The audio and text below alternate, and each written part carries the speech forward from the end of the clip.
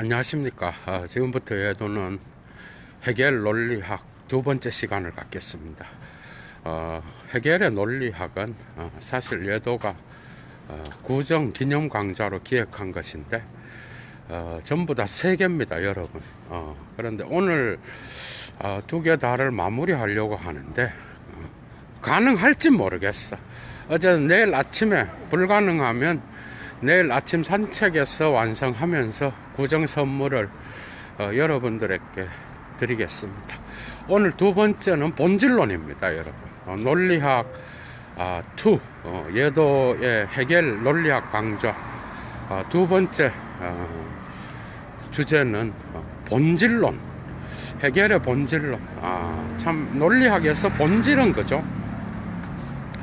정말 여러분들이 실존 철학에서 말하는 키에르케고르, 알베르 까미, 그 다음에 또 특별히 사르트르, 그죠? 이런 사람들이, 이런 철학자들이 말하는 그 실존과 본질의 개념이 오늘 논리학에서 나타나는 제2부 본질론에서 두드러지게 나타납니다, 여러분. 그래서 이것은 절대정신, 절대자의 자기 실현의 방식으로서 자기 의식을 통하여 이 세계가 산출되는 그러한 사변 철학이기 때문에 어떤 방식으로 절대자가 절대지에 이르고, 그죠? 이런 철학함이 왜 헤겔이 사변 철학이라고 자기의 철학을 이야기하고 있는지가 이 논리학에서 정점에 이른다고 할 수 있어. 그래서 논리학은 헤겔의 사유의 핵심적인 어떤 그 뼈대라고 할 수 있습니다, 여러분.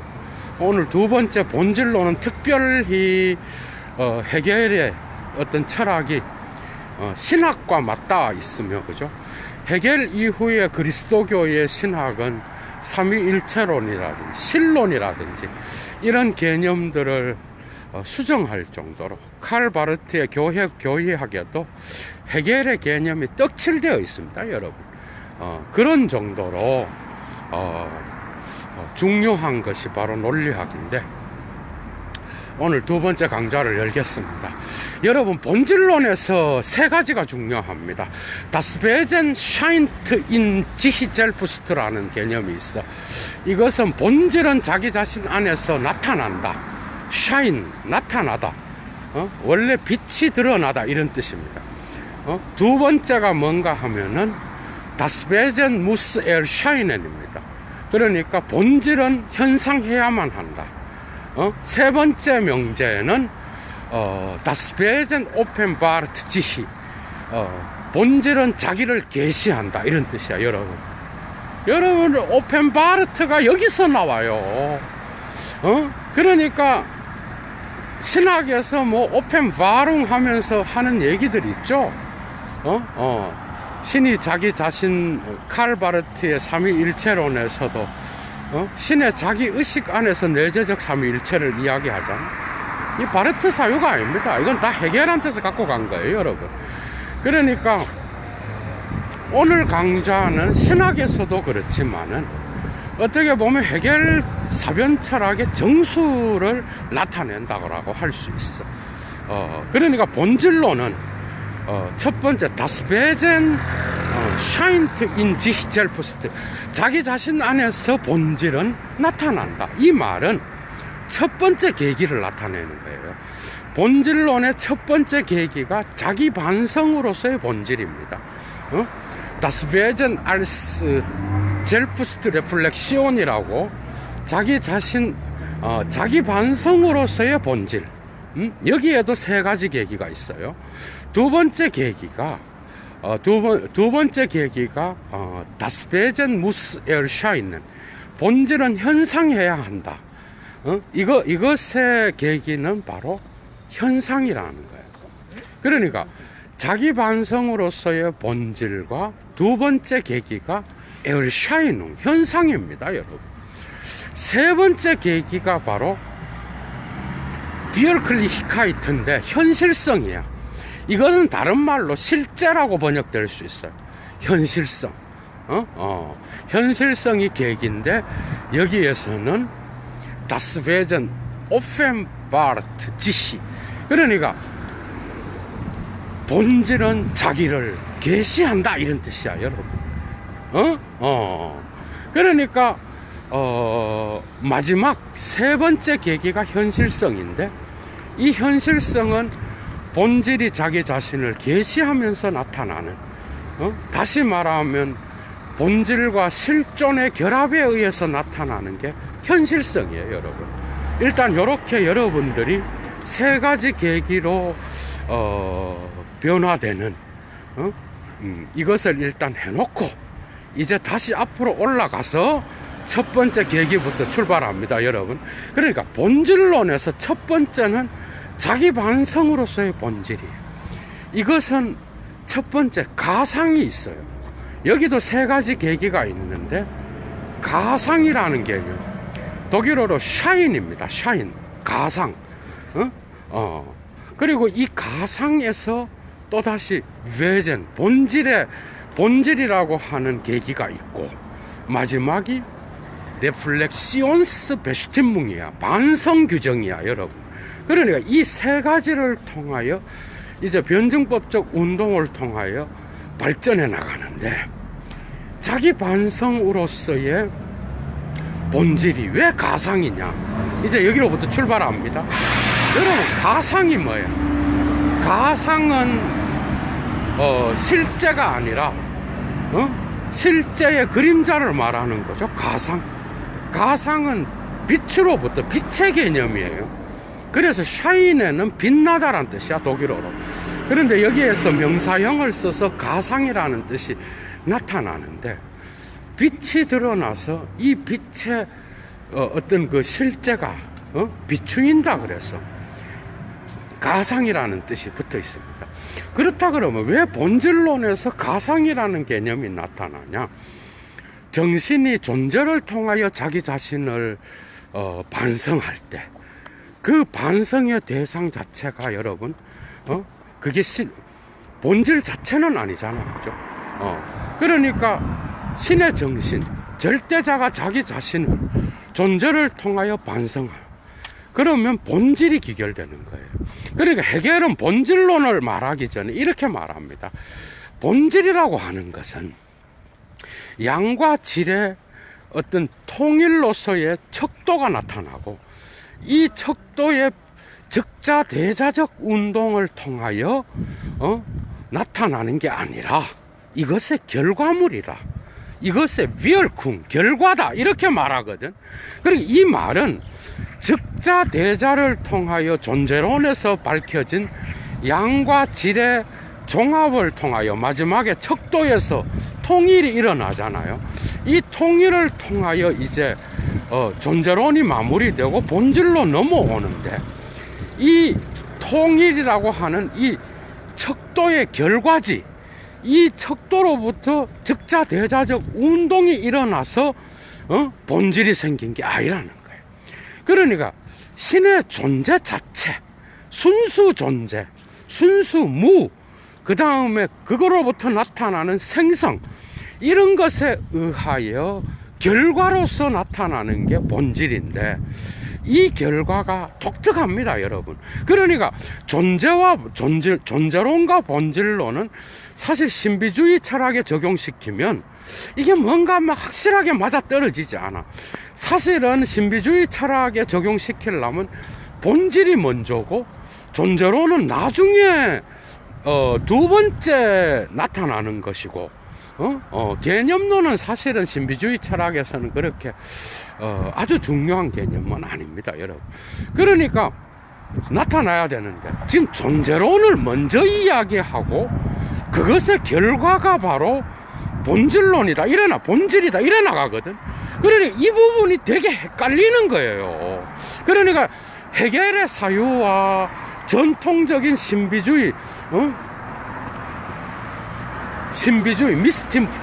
미스티스무스랑은 이게 조금 다른 거야.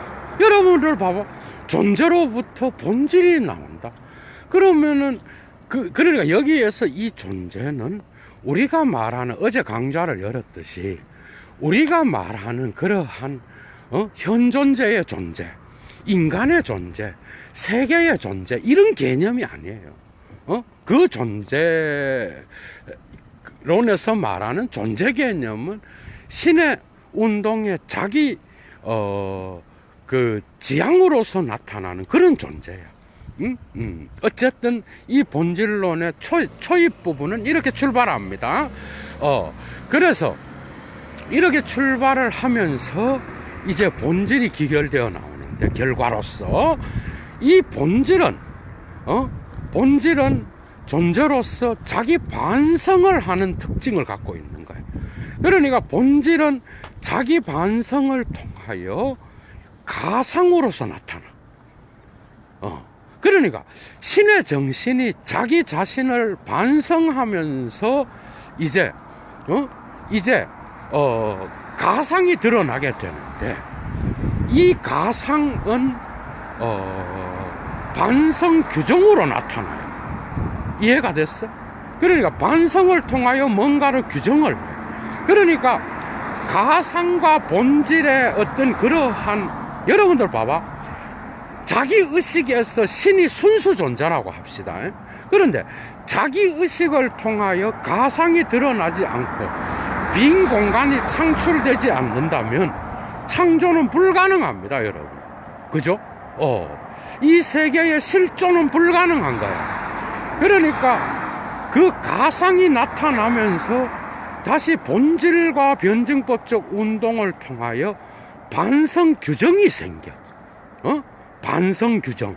그게 반성을 통하여 규정이 생겨. 그게 신이 자기 자신을 의식하면서 자기 의식의 대상으로서의 가상을 만들고, 이 가상이 반성 규정을 일으키는데, 여기에서 근거와 조건이 발생합니다. 독일어로 그룬트와 베딩웅이 발생해. 그러니까 그룬트는 이 세계 전체의 존재 근거일 수도 있고, 이 조건은 어쨌든 실존이 본질로부터 나올 수 있는 중요한 개념이에요. 그게 신이 자기 자신을 반성하면서 가상과 본질의 변증법적 운동을 일으키고, 여기에서 레플렉시온스 베슈틴뭉이 일어나.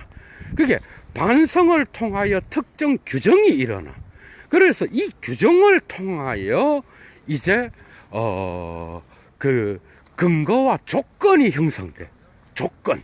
그러니까 베딩웅, 영어의 컨디션입니다. 컨디션. 조건과 근거, 그라운드가 발생한다고. 어떤 근거라든지 토대가 발생하면서 조건이 형성되는 거예요. 여기에서 중요한 두 개의 개념이 나타나는데, 그게 바로 상대적 무제약자와 그 다음에 절대적 무제약자. 그게 다스 렐라티베 운베딩트와 다스 아프졸루테 운베딩트가 나타나요. 그러니까 상대적 무제약자와 절대적 무제약자가 나타나요. 그게 신의 관점에서 볼 때 절대적 무제약자는 신 자신의 자기 자신입니다. 그런데 상대적 무제약자는 자기 자신의 반성을 통하여 규정된 뭐죠? 가상과 같은 그런 개념이에요. 이 두 개의 통일을 통하여 실존이 발생합니다, 여러분. 이해가 돼? 그러니까 신이 완전 사변 철학입니다, 여러분.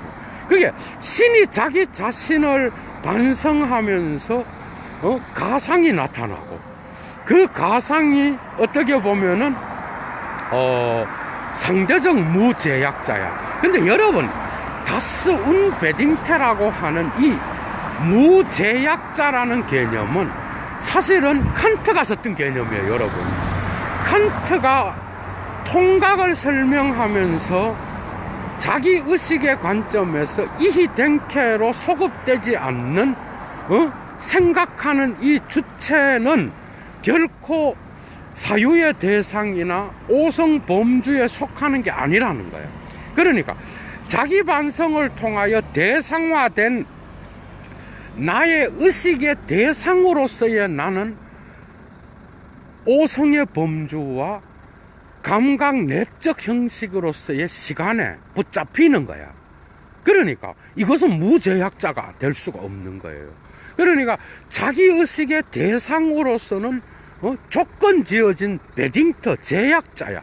그런데 여기에서 반성하는 자기 자신은 끊임없이 시간에 의해서 뒤로 밀려나기 때문에 이것은 오성의 범주 안으로 포섭되거나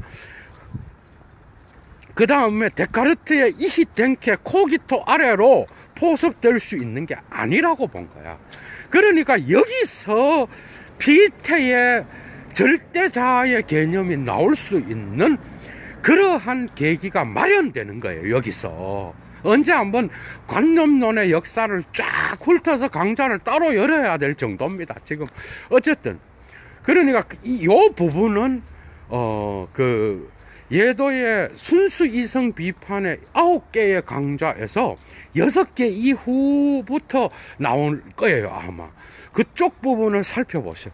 근데 어쨌든 여기서 이제 오성의 범주와 감각 내적 시간에 걸려서 인식 대상이 될 수 없는 이 인식 주체, 의식하는 자로서의 의식 대상으로서의 나가 아닌 의식하는 주체로서의 이 이희는 시간과 공간에 의하여 범주의 개념에 적용될 수 없는 거야.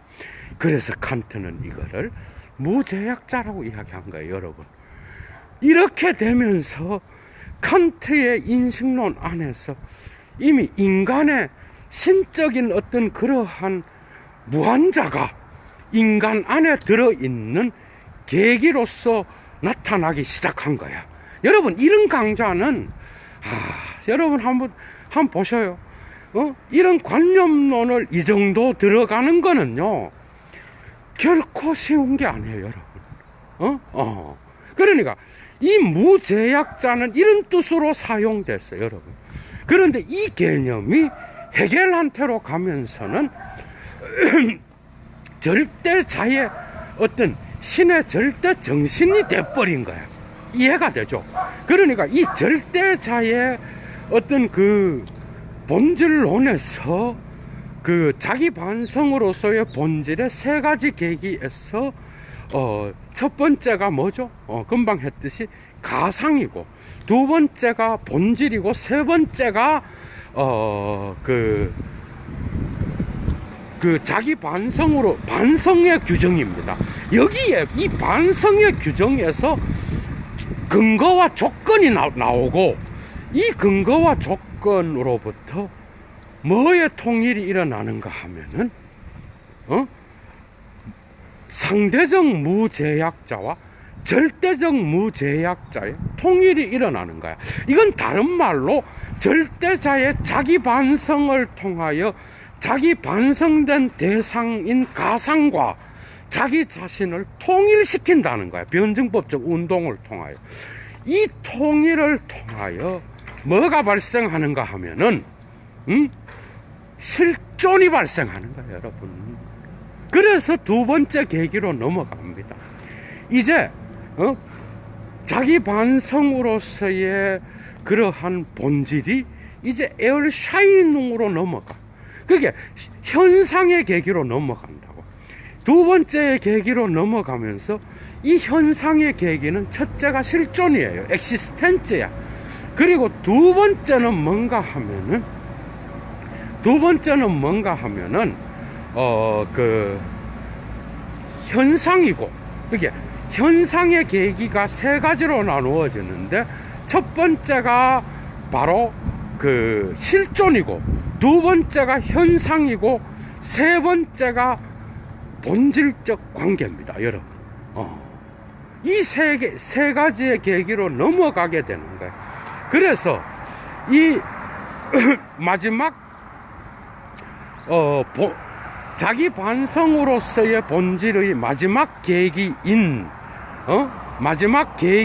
반성 규정에서 근거와 조건이 나타나고, 이 조건으로부터 자기 반성을 하는 절대자가 상대적 무제약자와 절대적 무제약자를 통일시키면서 실존이 나오는 거예요. 그러니까 이 실존은 바로 사물과 관계되는 거예요, 여러분. 그게 엑시스텐츠라는 말이 나오면서 이제 사변적인 것이 현실적인 것과 연결됩니다, 여러분. 그러니까 신이 자기 자신으로부터 자기 규정을 통하여 바깥으로 나온 거야. 이게 바로 실존인데, 실존은 사물의 총체성입니다, 여러분. 그러니까 거기서는 사물과 이 세계의 관계가 드러나. 그래서 존재하는 모든 것은 현상이 돼버려. 그러니까 이 세계의 모든 사물의 총체가 실존입니다. 그러니까 여러분들이 사르트르가 실존은 본질에 앞선다, 이제 확 들어오죠. 이 정도 하면 확 들어와야 되잖아. 그러니까 본질 뭐 이런 거 앞에 금방 설명했던 첫째 번째 계기 이런 거 뭐 신의 자기 의식 이런 거 없다는 거야. 이런 거 없고 인간의 실존, 이 세계가 신의 본질이 있다 그래도 그것보다가 인간이 살아가는 이 세계의 현실성이 앞선다라는 이야기야. 이제 이해가 되죠? 사르트르가 존재와 무에서 말하는 그 개념은 그런 뜻이에요, 여러분. 사르트르는 또한 마르크스주의적 무신론자잖아, 그죠? 그러니까 이런 관점에서 여러분들이 그게 헤겔한테 다 있는 거예요, 여러분. 모든 게 다 오늘날도 그래. 오늘날도 지적이 그러한 프로이트와 락강적인 정신분석학적 개념을 헤겔적으로 푸는 이유는 그 관념론이 이데올로기와 관계되어 있기 때문이에요, 여러분. 우리의 정신이, 그러니까 유물론은 언제나 정신과의 관계 안에서만 그 이데올로기적인 환상이 드러나는 거예요. 그러니까 그리고 헤겔은 또한 사회 철학적인 토대도 마련해 줍니다, 여러분. 거기에서 정신을 함께 이야기하는 거예요. 그러니까 여기에서는 다양한 것들이 있는 거예요. 그래서 이 논리학도 서양 철학을 이해하는 데에 헤겔의 논리학도 한 중간에 있는 거예요, 여러분.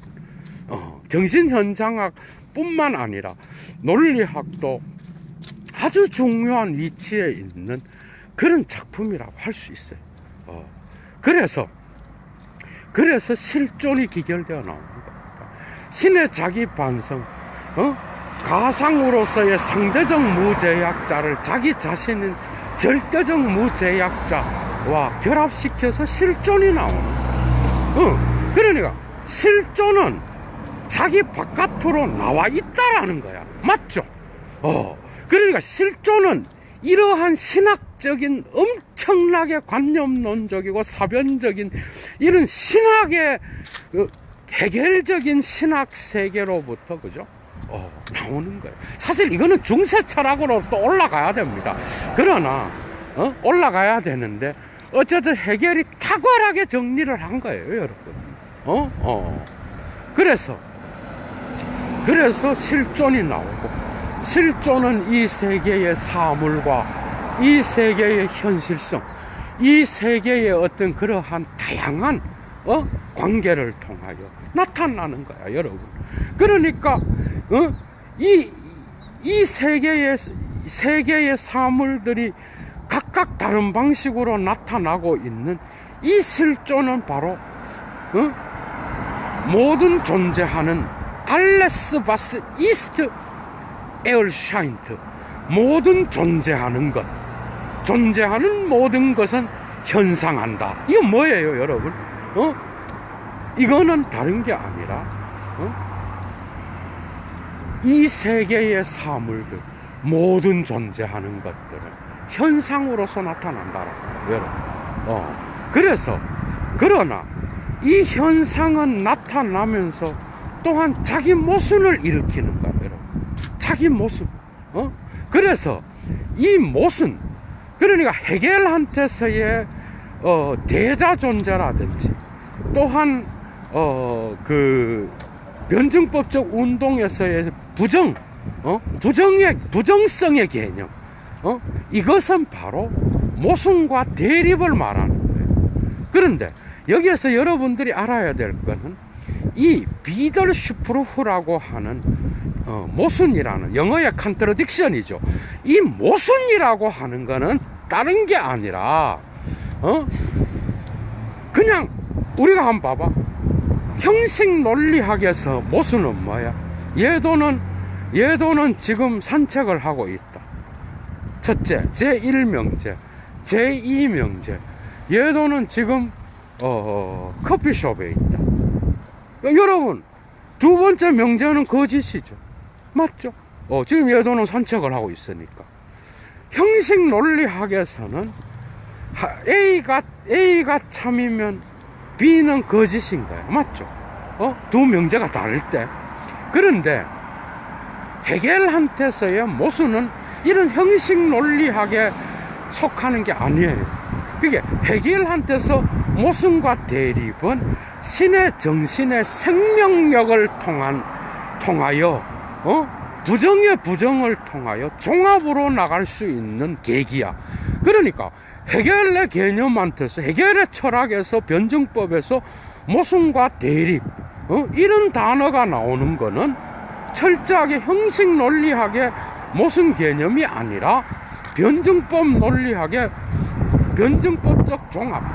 그러니까 대립은 영원한 대립이 아니라 어떤 생명력을 통하여 통일될 수 있는 그러한 계기로서 나타난다라는 거야. 이해가 되죠? 그런 것처럼 여기에서도 그런 것이 나타나는 거예요. 그러니까 모든 존재하는 이 세계의 실존은 현상하면서 모순을 일으키는, 모순과 대립이 발생하는 거예요. 그 모순과 대립은 이제 새로운 관계, 독일어로 여기서 관계는 렐라치온이 아니에요. 페얼헬트니스야. 독일어에서 페얼헬트니스는 어떤 관계를 나타내는 것도 있지만은 비율적 관계입니다, 여러분. 이해가 돼요? 비율. 그러니까 여기에서 본질적 관계가 형성이 됩니다, 여러분.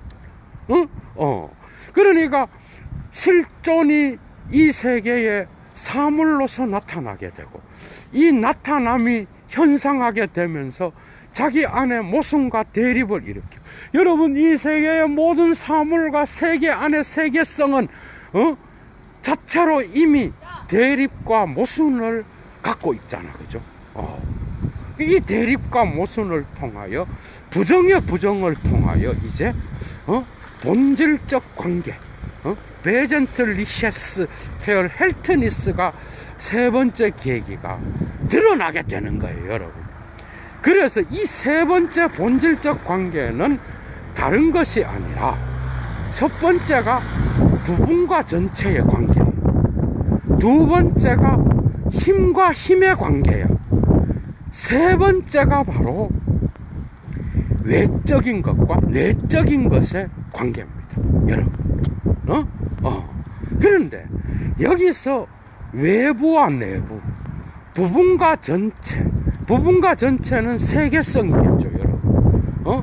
세계성 안에서 나타나는 이 세계의 사물들의 모습, 그것은 부분과 종합의 관계로서 나타나고, 두 번째는 이 세계의 사물들은 힘과 힘을 일으킬 수 있는 우리 인간의 실존, 이 세계의 실존은 신의 실존인 거야. 신이 본질로부터 자기 바깥으로 나온 상황이라고. 이 나온 상황 안에서 힘과 힘의 충돌의 관계가 발생한다라는 거예요.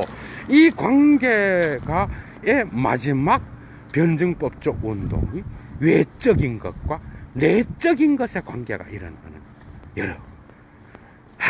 재밌죠? 오이슬리셰스, 이널리헤스. 그러니까 외적인 것과 내적인 것의 어떤 관계와 분리가 일어나는 거예요. 맞죠? 여기서 외부와 내부가 뭐겠어요, 여러분? 뭐겠어? 외부와 내부가 뭐겠어? 내부는 신의 본질을 가리키는 거고, 외부는 신의 본질의 밖을 가르치는 거예요. 그러나 사실은 사변 철학에서 실존은요, 본질로부터 나온 겁니다. 이해가 되죠? 신이 만들어낸 창조론이 성립되는 거예요, 여러분. 그러니까 헤겔이 자기 자신의 이 논리학을 창세 이전에 신의 자기의식으로서의 자기관계를 표현한 거라고 말한 거는 논리학 안에서 세계라고 하는 이러한 인간의 세계, 이러한 현실성, 이런 것들을 말하지 않는 것처럼 보이지만, 헤겔의 어떤 그런 점에서 논리학 안에도 이런 세계를 이야기하네, 신의 자기관계만 있는 게 아니잖아, 오해할 수 있죠. 저도 엄청 오해했습니다. 그런데 이거는 이렇게 사유하면 됩니다, 여러분. 어떻게 사유하면 되는가 하면은, 이건 철저히 세계의 관점이 아닌 신의 어떤 그러한 정신의 관점에서 사유한 거라는 거예요. 이해가 되죠? 그런 관점에서 신의 외적인 이 세계와 신의 내적인 본질의 관계를 헤겔이 이야기하고 있다라는 거. 이 점에서 헤겔 자신이 왜 논리학을 절대 정신과 절대 자로서의 신이 자기 자신의 의식을 통하여 나타나는 그러한 사변 철학을 말한다라고 이야기했을 때, 이것은 철저히 신의 관점에서 이 세계성으로서의 실존을 이야기하고 있다라는 거. 요렇게 이야기하면 헤겔 자신의 그 주장을 여러분들이 이해할 수 있을 거라. 이제 이해가 되죠. 어제도 말했듯이 존재론에서 여러분 이 질의 어떤 관계로부터 생성이 나오잖아요. 존재와 순수 존재와 순수 무로부터 생성, 웨얼덴이 나오면서 이제 거기에서 현존재가 나타나잖아요, 여러분. 그 현존재는 절대 하이데거적인 개념이 아닌 겁니다. 이해가 돼요? 그런데 여기에서 이 실존도 어떻게 보면은 하이데거라든지 사르트르가 말하는 그 실존 개념과 동일할 수는 없어요. 이해가 돼요? 그러나 실존이라는, 하이데거는 이러한 본질 개념을 없애버렸어요. 그래서 눈앞에 있음이라고 하는 이러한 신의 어떤 현존만이 가능한 시간성을 인간의 역사성의 시간으로 바꿔버려요, 여러분. 그러면서 그는 형이상학을 최초로 타파한 이후에 인간의 세계의 역사성으로부터 출발하는 그런 철학을 제기한다. 그래서 존재와 시간은 이런 점에서도 혁명적인 출발을 가리키고 있다라는 겁니다. 요거는 좀 사족을 붙인 거고, 여러분. 다시 돌아옵니다. 그래서 이 실존은, 그러면 헤겔한테 실존은 뭐예요? 본질로부터 나온 거예요, 여러분. 신의 자기 관계로부터 나온 거라고. 그러니까 이 실존은 신의 외면성이에요, 여러분. 신의 외면성. 신의 외적인 거야. 그리고 신의 내적인 것. 이 두 개가 본질적 관계의 마지막 변증법적 단계에서 나타나는데, 이 두 개가 결합한 것이 현실성이에요, 여러분. 재밌죠? 사변 철학도, 여러분들이 이제 어느새 헤겔의 사변 철학을 이해하는 지점까지 온 거예요, 여러분. 웬만한 인문학 책은 다 들어올 겁니다, 이런 게 이해가 되면. 정말 추상의 추상입니다, 이런 사유는. 그죠? 아브스트락지온 대얼 아브스트락지온이야. 그러니까 추상의 추상을 여러분들이 댕켄스야. 사유를 사유하는 거예요, 지금. 맞죠? 지금 그 단계에 있는 거예요, 헤겔의 논리학이.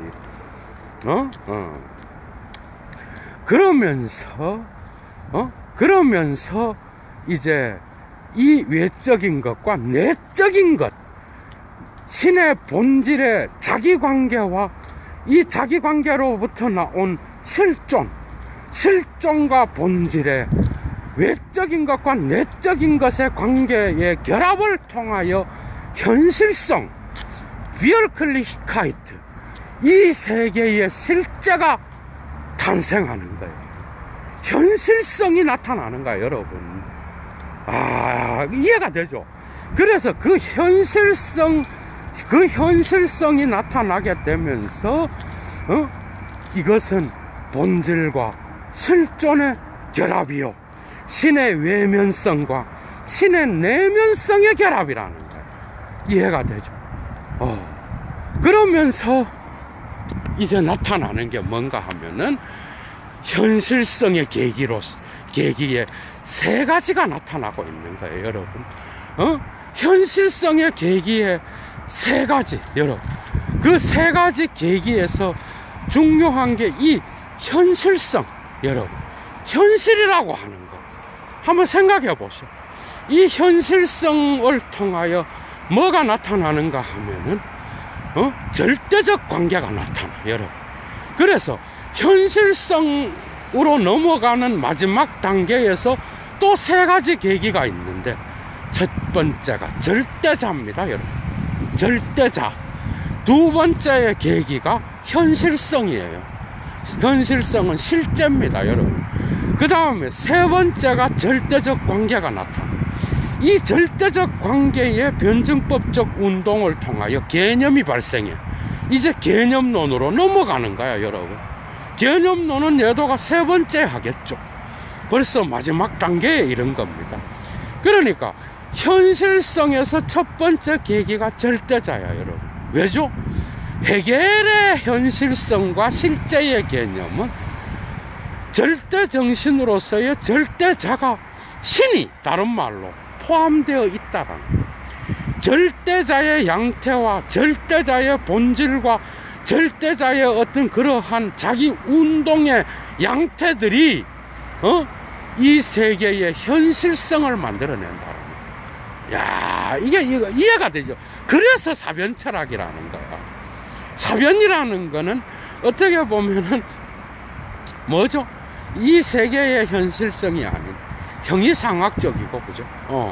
그런 것들을 함께 신의 세계를 이야기하는 거, 그리고 절대적 관계, 이런 건 전부 다 그리스의 로고스 개념과 헤겔이, 이거는 강영계 교수님의 말입니다. 헤겔의 철학은 두 가지로 결합되어 있다. 그게 뭔가 하면은 그리스의 로고스 개념과 이 개념으로부터 나온 기독교 신앙의 절대성, 이 두 가지 결합에 헤겔의 철학은 토대를 두고 있다라는 거예요, 여러분. 그것을 감안할 때 어쨌든 이 현실성 안에 첫 번째 계기가 절대자입니다. 절대자의 어떤 자기 관계와 운동과 양태와 다양한 모습으로 출현하게 되면서 거기로부터 현실성이 나타나고, 이 현실성 안에는 필연성과, 여러분 키에르케고르가 필연성 얘기하고, 그 다음에 우연성, 그 다음에 또 뭐예요? 가능성 얘기하잖아. 이런 개념, 노트벤디히카이트, 메클리카이트, 이런 거, 가능성과 필연성, 그 다음에 또한 우연성, 이런 개념들이 바로 여기 현실성에서 다루어지고 있다라는 거야, 여러분. 그러면서 이 현실성은 철저히 절대자와의 관계 안에서 형성된 거라는 것을 논리학의 본질론의 책 안에서 제목만 봐도 나오는 거예요, 여러분. 그죠? 그래서 이 현실성 안에는 필연성과 어떤 그러한 가능성, 우연성, 이런 것들이 다 분리와 결합을 통하여 부정과 부정의 관계, 변증법적 운동을 통하여 마지막에 절대적 관계를 형성하는 거예요, 여러분. 이게 바로 본질론의 마지막 단계예요. 절대적 관계. 이 절대적 관계에서 비로소 헤겔이 실체의 개념을 이야기합니다, 여러분. 이해가 돼서 실체, 현실성으로부터. 현실성은 언제나 절대자의 관계에서 드러나는 것이요. 신의 외적인, 신의 본질의 외적인 것과 신의 본질의 내적인 것의 어떤 결합을 통하여 현실성이 나타나는데, 그것은 바로 절대자의 양태라는 것. 이 양태의 현실성 안에는 세계의 유한성과 신의 무한성의 결합이 함께 들어있고, 이 안에서 나타나는 필연성과 가능성과 우연성의 다양한 관계들이 형성되는 게 바로 현실성이에요. 이 현실성의 마지막 단계가 바로 절대적 관계입니다, 여러분. 아프조 루테스 페얼 헬트니스야, 여러분. 이 절대적 관계에서 이제 개념이 산출되어 나오는데, 여기서 중요한 게 바로 실체의 개념이 나타난다, 여러분. 그래서 여기서 이제 이 실체는 다른 것이 아니라 현실성을 구성하는 어떤 그 배후에는, 그죠? 어떤 이 세계의 사물만이 있는 게 아니라 이 세계성의 배후에는 언제나 절대자와의 관계가 포함되어 있는 그러한 실체를 말하는 거예요, 여러분. 그러니까 이 실체는 어떤 그 데카르트적인 실체라든지, 그 다음에 또 움직이지 않으면서 영원하게 하늘에 있으면서 그런 신개념, 그런 신개념이 아니라는 거야, 해결한테서 실체는요. 여기서의 실체는 이 세계의 현실성과 연결되어 있으면서도 절대자의 양태와 연관되어 있는 그러한 절대적 관계 안에서 나타나는 그러한 그 실체 개념이 나오고 있다라는 거예요. 어떻게 보면 유한자와 무한자의 상호 협력적 관계를 통하여 끊임없이 변화하며 끊임없이 변증법적 운동을 통하여 드러나는 그러한 실체의 개념, 이 실체의 관계를 통하여 절대적 관계가 드러나고, 이 절대적 관계는 바로 유한자와 무한자의 결합, 다시 말하면 신의 내면성과 신의 외면성의 결합, 이 결합을 통하여, 화해를 통하여, 종합을 통하여 마지막에 도달되고 산출되어 나오는 것이 개념이라고 한다는 거예요, 여러분. 개념만 설명을 해도 1시간이 다 갑니다. 이거는 내일 아니면 다음 3번째 시간, 논리학 3번째 시간 개념론을 설명할 때 예도가 따로, 그죠? 따로 이 부분을 다루겠다라는 거예요, 그죠? 그래서 이 실체는 그냥 스피노자의 실체나 데카르트의 실체 개념하고 달라요. 항상 해결은 움직임과 변화와 운동과, 이 운동은 생명운동이죠. 그러니까 논리학의 마지막 부분인, 개념론의 마지막 부분인 이념이 뭐야? 끊임없이 해도가 이야기하지만 이념은 바로 절대정신의 생명입니다, 여러분. 이 생명의 운동의 약동을 통하여 끊임없이 변화해 가는 이 세계와 무한자 안에 있는 그런 유한자 안에 있는 무한자의 그러한 모습, 그것을 통하여 구체성이 드러나고 거기에서 나타나는 다양한 세계의 현실성의 모습들, 이런 것들이 실체라는 거예요. 근데 이런 실체는요 결코 변하지 않으면서 다른 것을 움직이게 하는 그런 부동의, 아리스토텔레스의 부동의 동자도 아니요, 모든 소산적 자연을 가능케 하는 능산적 자연에서의 어떤 그 일자 개념도 아니요, 변하지 않으면서 다른 것을 존재하게 하고 자기는 어떤 존재의 조건도 필요로 하지 않는 그런 개념.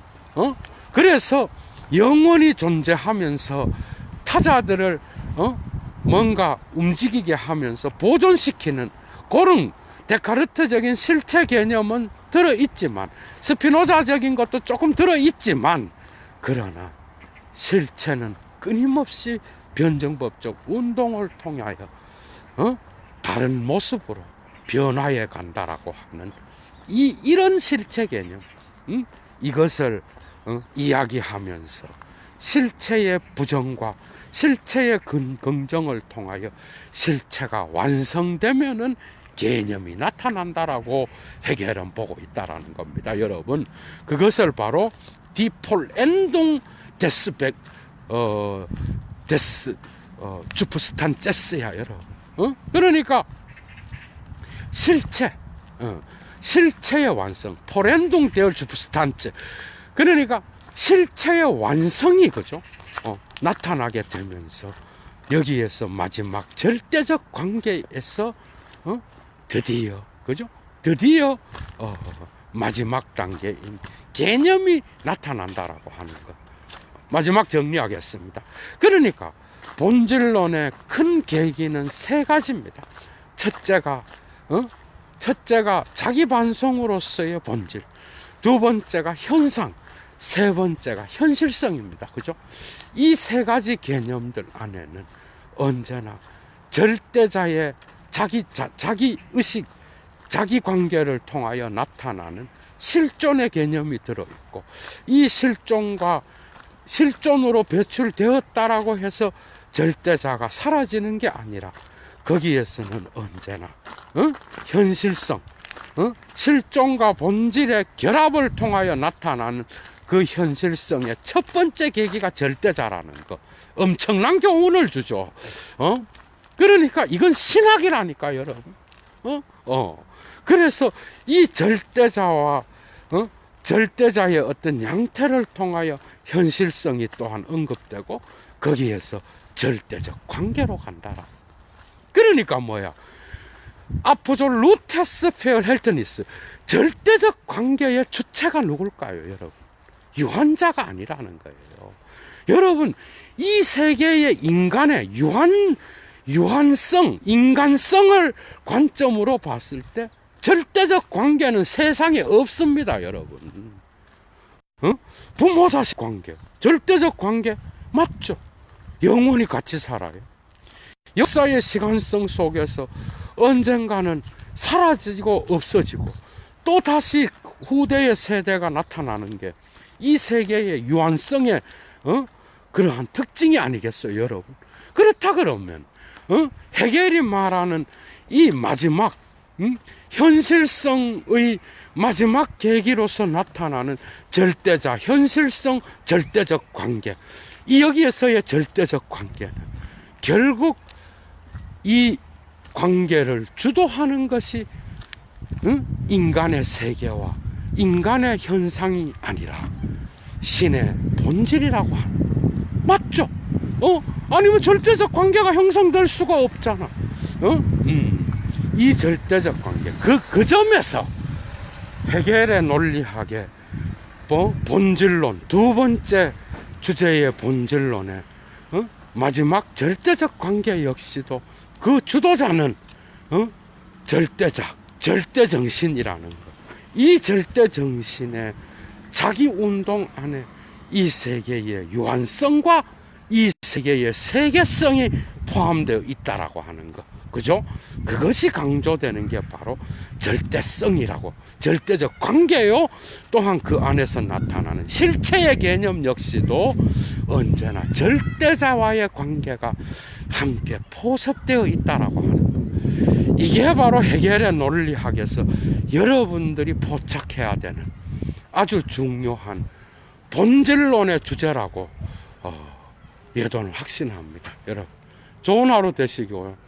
예도는 새 인사로서 이따가 릴케의 시 한 편을 들고 여러분들에게 나타나겠습니다.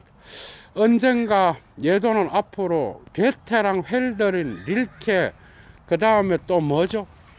독일의 위대한 시인들을 한 번씩 하이데거와 같이 절대 누구를 보고 하는 게 아니라 예도의 관점에서 시 한 편씩 철학하다가 머리 좀 식히라고 문학에도 손을 가끔 대겠습니다. 여러분 좋은 하루 되시고요. 예도는 물러가겠습니다. 추스.